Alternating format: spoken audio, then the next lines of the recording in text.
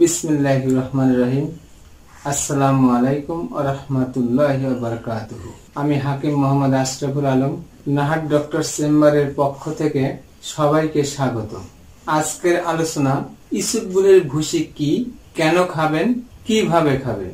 আমরা এতদিন জেনে এসেছি কনস্টিপেশন বা কোষ্ঠকাঠিন্য হলে ইসবগুলের ভুসি খেলে সেরে দেয়। সম্মানিত দর্শক, ইসবগুলের ভুসি খাওয়ার আগে জেনে নিন ইসবগুলের ভুসি কি। ইংরেজিতে বলে সেলেনিয়াম হাস্ট বা ইস্পাগুল হাস্ট। প্রায় প্রতিটি মানুষই এর সাথে পরিচিত। কনস্টিপেশন বা কোষ্ঠকাঠিন্য হলে রাতে ভিজিয়ে রাখতে হবে এবং সকালে খেতে হবে। এই ইসবগুলের ভুসি সম্পর্কে ধারণা খুব কম মানুষেরই রয়েছে। চলুন তাহলে জেনে নেওয়া যাক। তো দর্শক, আমার চ্যানেলটি যারা আজ প্রথম দেখছেন এবং এখনো সাবস্ক্রাইব করেননি, এখনই সাবস্ক্রাইব করে নিন এবং নতুন নতুন স্বাস্থ্য বিষয়ক পরামর্শ পেতে বেল আইকনে ক্লিক করুন। লাইক দিয়ে আমার সাথেই থাকুন। ভিডিওটি শেয়ার করে অন্যদের দেখার সুযোগ করে দিন।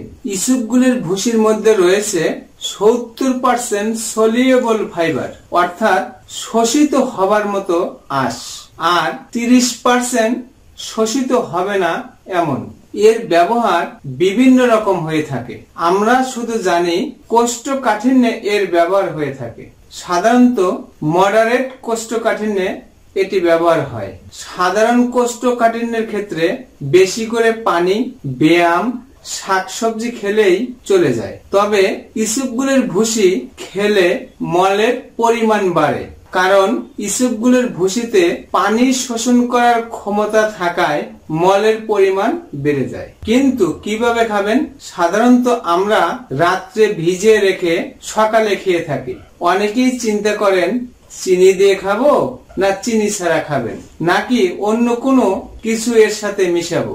আসলে ইসবগুলের ভুসি খাওয়ার সঠিক নিয়ম হচ্ছে, 1 নম্বর, 1 গ্লাস সমান 250 মিলিলিটার পানিতে 1 থেকে 2 চা চামচ ইসবগুলের ভুসি মিশিয়ে সাথে সাথে খেয়ে ফেলবেন। কোনো প্রকার চিনি বা অন্য কোনো কিছু মিশাবেন না, কারণ ইসবগুলের ভুসিতে প্রচুর পরিমাণ পানি শোষণ করার ক্ষমতা থাকে, আর রাত্রে ভিজিয়ে রাখলে পানি শোষণ করে ফুলে থাকে, ফলে পেটের মধ্যে গিয়ে ভালো কাজ করতে পারে না।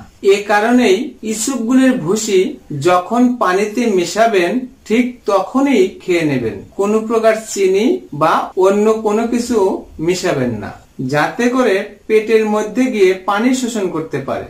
2 নম্বর, 1 থেকে 2 চা চামচ ইসবগুলের ভুসি 15 মিলিলিটার টক দইয়ের সাথে মিশিয়ে খাবারের পরে খাবেন। পরে 1 গ্লাস পানি খেতে পারেন। দিনে 2 থেকে 3 বার খেতে পারেন। এতে যাদের পেটের সমস্যা রয়েছে তাদের জন্য প্রোবায়োটিক হিসেবে কাজ করবে। এছাড়াও কোলেস্টেরল ও ওজন কমাতে, ডায়াবেটিক্স রোগীদের ইরিটেবল বাউল সিনড্রোম বা আইবিএস, অর্শোপাইলস, অ্যাসিডিটি এবং খাদ্যনালী, পাকস্থলী, ক্ষুদ্রান্ত, বৃহদন্ত্র বা কোলনের ক্ষতে ব্যবহৃত হয়ে থাকে। তো দর্শক, উপরোক্ত রোগের ক্ষেত্রে ইসবগুলের ভুসি কিভাবে খেতে হয় পরবর্তী যে কোনো একটি ভিডিওতে আলোচনা করব ইনশাআল্লাহ। তবে ইসবগুলের ভুসির উপকার পেতে একটানা 7 দিনের বেশি খাওয়া যাবে না। খুব প্রয়োজন হলে 7 দিন খেয়ে 15 দিন ব্রেক দিবেন, এরপরে আবারও 7 দিন খেতে পারেন। একটানা ইসবগুলের ভুসি খেলে নিজে থেকেই অন্ত্র আস্তে আস্তে দুর্বল হয়ে পড়ে, ফলে এমন এক অবস্থার সৃষ্টি হয় ইসবগুলের ভুসি না খেলে আর পায়খানাই হবে না। সম্মানিত দর্শক, আল্লাহ সুবহানাহু ওয়া তাআলা আমাদের চতুর্পার্শ্বে প্রাকৃতিকের মধ্যেই রোগ নিরাময়ের জন্য প্রাকৃতিক সম্পদ দিয়ে রেখেছেন। সুতরাং ইউনানি চিকিৎসা সম্পূর্ণ পার্শ্ব প্রতিক্রিয়া মুক্ত একটি চিকিৎসা ব্যবস্থা।